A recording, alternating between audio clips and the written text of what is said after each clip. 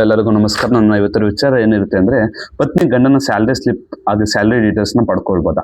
ಒಂದು ಹೈಕೋರ್ಟ್ ನಲ್ಲಿ ಮಹತ್ವದ ಒಂದು ತೀರ್ಪು ಹೊರ ಬಂದಿದೆ. ಏನಂದ್ರೆ, ರಾಜಸ್ಥಾನಿನ ಕಾಂತಾ ಕುಮಾವತ್ ಎಂಬುವರು ಒಂದು ಪಿಟಿಷನ್ ಹಾಕೋತಾರೆ. ಏನು ವಿಚಾರಕ್ಕೆ ಅಂದ್ರೆ, ಇವರು RTI ಅಧಿಕಾರಿಗಳ ಹತ್ರ ಹೋಗಿರ್ತಾರೆ, ನನ್ನ ಗಂಡನ ಸ್ಯಾಲರಿ ಸ್ಲಿಪ್ ಹಾಗೂ ಸ್ಯಾಲರಿ ಡೀಟೇಲ್ಸ್ ನನಗೆ ಬೇಕು ಅಂತ. ಬಟ್ ಅವರು RTI ಅಧಿಕಾರಿಗಳು ಅದನ್ನ ಕೊಡ್ಲಿಕ್ಕೆ ಸಾಧ್ಯ ಇಲ್ಲ ಅಂತ ಹೇಳ್ತಾರೆ. ಯಾಕಂದ್ರೆ ಅದು ಅವ್ರ ಪರ್ಸನಲ್ ಇನ್ಫಾರ್ಮೇಶನ್ಗೆ ನಾವು ಡ್ಯಾಮೇಜ್ ತಂದಂಗೆ ಆಗುತ್ತೆ ಅಂತ. ಹಾಗೆ ಕಾಂತಾ ಕುಮಾವತ್ ಅವರು ಹೈಕೋರ್ಟ್ಗೆ ಒಂದು ಪಿಟಿಷನ್ ಹಾಕೊಂಡು ಹೋಗ್ತಾರೆ.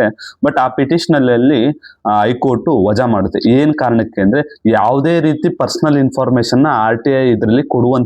ಯಾಕಂದ್ರೆ ಅವರು ಒಂದು ಪರ್ಸನಲ್ ಇನ್ಫಾರ್ಮೇಶನ್ ಯಾರ್ಯಾರಿಗೋ ಕೊಟ್ರೆ ಅದೊಂದು ಅವ್ರಿಗೆ ಡ್ಯಾಮೇಜ್ ತರುತ್ತೆ ಅಂತ ಒಂದು ಹೈಕೋರ್ಟ್ ತೀರ್ಮಾನ ಮಾಡಿ ಆ ಒಂದು ಅರ್ಜಿನ ವಜಾ ಮಾಡುತ್ತೆ. ಏನಕ್ಕೆ ಅಂದ್ರೆ, ಇದು ಸುಪ್ರೀಂ ಕೋರ್ಟ್ ನ ಒಂದು ರೆಫರೆನ್ಸ್, ಸುಪ್ರೀಂ ಕೋರ್ಟ್ ಜಡ್ಜ್ಮೆಂಟ್ ನ ಒಂದು ರೆಫರೆನ್ಸ್ ಇಟ್ಕೊಂಡು ಹೈಕೋರ್ಟ್ ಈ ಒಂದು ತೀರ್ಪು ಕೊಡುತ್ತೆ.